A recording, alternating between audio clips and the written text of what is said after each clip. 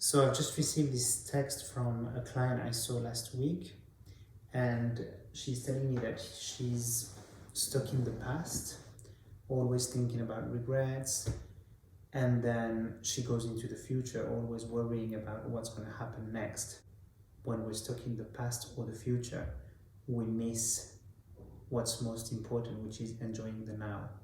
There's three different ways we can look at life, and I've also understood that most of my clients are in either one of these three categories. And the first one is life is happening to me, so they stay in this place where they behave as a victim and where they feel that everything is happening to them.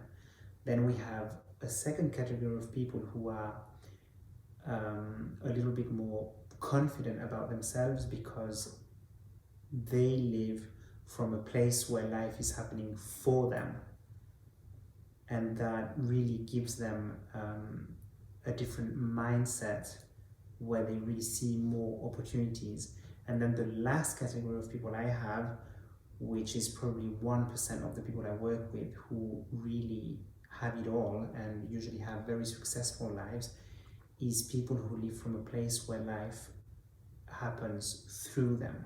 So they're really in a place where they can feel the energies and really visualize and use their intuition to get what they want in their life. So this is how I was able to help this specific client, explaining that to her to help her see and understand what place she was at, so she could slowly, with time and also working together, get to these different stages.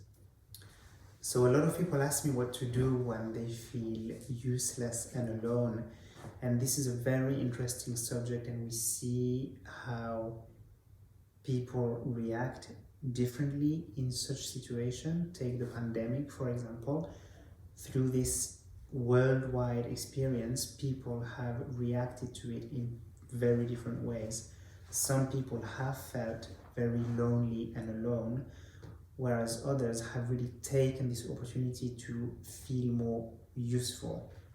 And they've done that by helping neighbors or family members who needed help or were older and couldn't go out because it was too risky for them. So you can really always do something for somebody else. And when you feel lonely and alone, this is the best antidote I can give you.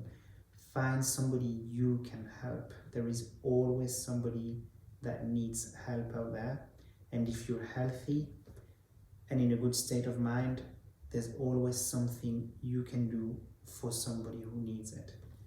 And the feeling and the reward you're going to get from that person who will feel so grateful for the help you have given them is priceless, really. And that's a really good question. It's a question that I really love because it took me so much time to find my special gift. For so many years I felt that what I was doing wasn't really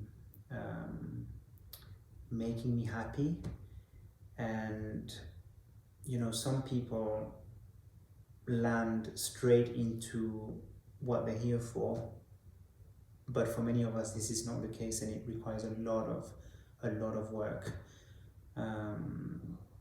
Personally, the most efficient way to find your gift for me is to really go inside, do some inner work, trust that process, take time for yourself, get out of society, get out of your circle, get out of all the influences that you have around you, so you can really be with yourself and feel what you want for yourself, because the answer is really within you, and nobody would be able to tell you what's good for you.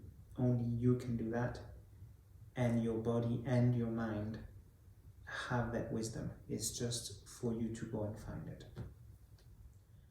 So when you feel negative thinking coming, because we all feel it, what you can start doing is trying to understand what triggers it, because there's usually a pattern that's gonna trigger your negative thinking, you're going to be either doing something that sends you straight to that negative place, or somebody's going to say something to you that's going to send you straight to that negative place.